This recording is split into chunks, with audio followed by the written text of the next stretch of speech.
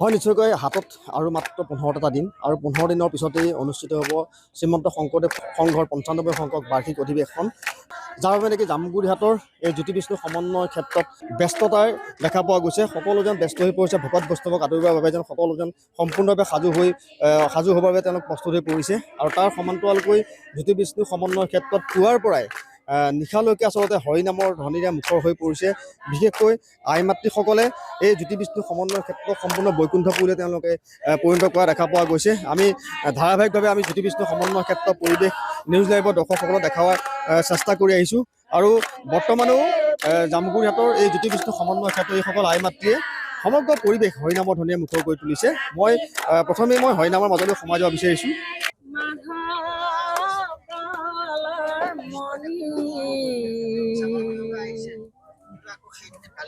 চাৰি বেদ সাৰ কাহি আনিলা সমুলি ৰাম ৰাম শংকৰদেৱ তোমাৰ লীলা ৰাতি ভকত পতি হৰি জগত কলি শংকৰ ৰূপে ভৈলাৰ হৰিব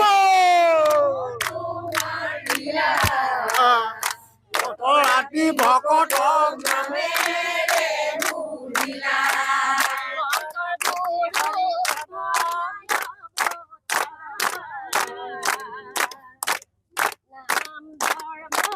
কৰিলা প্ৰচাৰ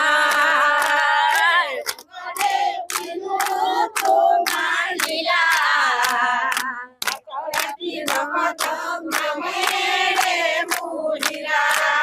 শংকৰ গুৰু ভৈলাই অৱতাৰ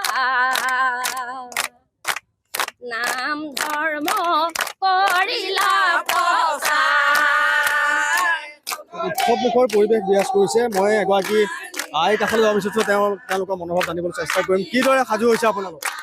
আমি ভকত বৈষ্ণৱক আদৰণি জনাবৰ বাবে আমি শুশ্ৰূষা কৰিবৰ কাৰণে আমি সাজু হৈ আছোঁ। আমি ধৰি লওক এতিয়া আমি সহজ কৰিবৰ কাৰণে আহিছোঁ। আজি এমাহ দিনৰ পৰা আমি একেৰাহে লাগি আছোঁ আৰু আমি অসমবাসী সকলোকে আমি আদৰিবৰ কাৰণে আমি সম্পূৰ্ণভাৱে সাজু হৈছে। সম্পূৰ্ণভাৱে সাজু হৈ আছোঁ। তাৰপৰা আমি পিঠা পনা সজোৱাটো আমি লাগি আছোঁ। এতিয়া আমি শিবিৰৰ কাৰণে আহিছোঁ, শিবিৰৰ সজ কৰি আছোঁ। কৃষ্ণ কেনেধৰণে সাজু হৈছে? ভাল ধৰণে সাজু হোৱা হৈছে। শ্ৰীমন্ত শংকৰদেৱ সংঘৰ ৯৫ সংখ্যক অধিৱেশন ভাগ এবাৰ তেজপুৰ জিলাৰ আতিথ্যত জামুগুৰিহাটৰ ঢলাইবিল নাহৰবাৰী পথাৰত অনুষ্ঠিত কৰা হ'ব। ইতিমধ্যে তেজপুৰ জিলাৰ প্ৰতিঘৰ গৃহস্থীয়ে ভকতক আদৰিবৰ বাবে সাজু হৈছে। আমি সমূহ অসমবাসীক আমন্ত্ৰণ কৰিছোঁ, আহক আপোনালোকৰ পদধূলা ভকতি ৰমেৰে আমাৰ জ্যোতি বিষ্ণু সমন্বয় ক্ষেত্ৰত দ্বিতীয় বৈকুণ্ঠপুৰীত পৰিণত কৰকহি আৰু অধিৱেশন যদি সাফল্যমণ্ডিত কৰিবৰ বাবে আমি সমূহ ৰাইজৰ অসমবাসীৰ সহায় সহযোগিতা দিহা পৰামৰ্শ আন্তৰিকভাৱে কামনা কৰিছোঁ।